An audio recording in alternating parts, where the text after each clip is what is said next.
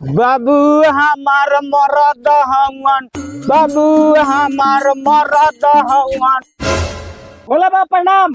खुश रह बाबू, बाबू हमार मौगा हवन, बाबू हमार मौगा हवन, बाबू हमार मौगा हवन, बाबू हमार मौगा हवन।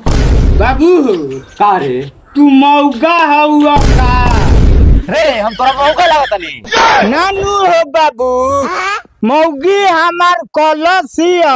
अच्छा। जे जाके अपना बाबू से पूछे जब वहाँ के मौगा है का। अरे ते नहीं जाना जो तोर बाबू मर्द हन के मौगा हुआ, जाके अपना मेहरारू से कह दे कि बाबू हमार मर्द हुआ। हाँ जो जाके कह दिए। ऐसा बेहुदापन वाला सवाल मत पूछिए आज के बाद।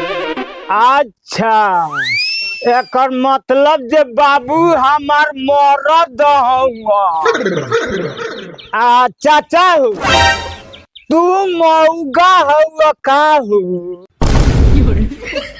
रे तो चाचा मौका हुआ, यो मर्द हुआ। करबा बकलोली भाग गया बात। का हो भाई, कैसन बकलो लड़का जन्मैले बाड़, देखो जे मौगा मर्द कर कर हमनी के सही में मौगा बना दी। अच्छा तो चाचा तू मरद हुआ, लेकिन एक सेकंड, एकर मतलब जे हमार मौगी है मौगा ही का हो चाचा।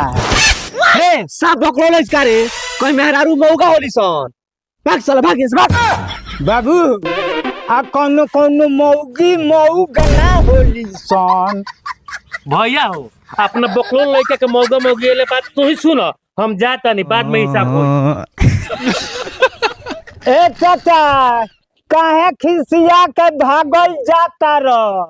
हमार मौगी बनौले बिया बाथरूम का सब्जी आ पूरी, चलो खा लो तो जई है। रे साला बकलोल, बाथरूम के सब्जी होला कि मशरूम के सब्जी होला रे? सुबेरी ने ओकरा के मशरूम खरीद के दनिया। भाग साला भाग यहाँ से।